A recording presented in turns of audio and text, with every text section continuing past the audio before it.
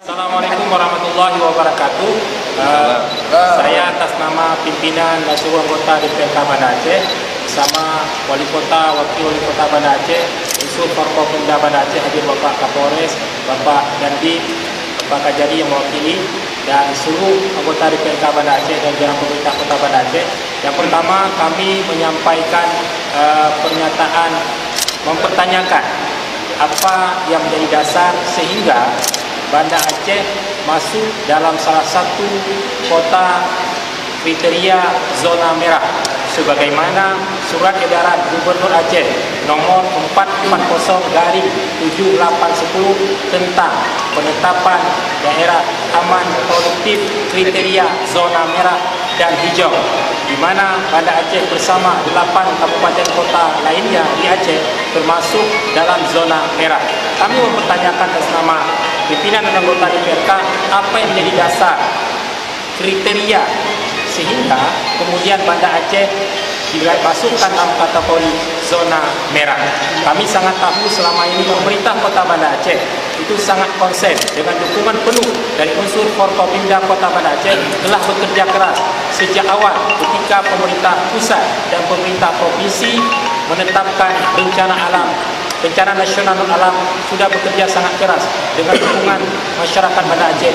Namun tiba-tiba 2 hari yang lalu, tepatnya tanggal 2 Juni, Banda Aceh telah ditetapkan sebagai zona merah. Sekali lagi kami menyampaikan protes dan mempertanyakan dan meminta agar zona merah terhadap Kota Banda Aceh ditinjau ulang. Baik, terima kasih Bapak Ketua DPRK dan seluruh anggota DPRK, anggota Forkopimda, dan selaku Wali Kota Banda Aceh juga mempertanyakan dasar apa penetapan Kota Banda Aceh sebagai zona merah, karena itu ada tahapannya, ada oranye, ada kuning, ada hijau, ya. Di mana kita tahu bahwa Banda Aceh saat ini nihil, tidak ada yang terjangkit COVID dan itu sudah lama, dan juga tidak ada PDP nihil. Penetapan ini sangat merugikan warga Kota Banda Aceh. Kita sedang dalam pemulihan ekonomi dan sudah berjalan dengan baik, dengan situasi yang baik.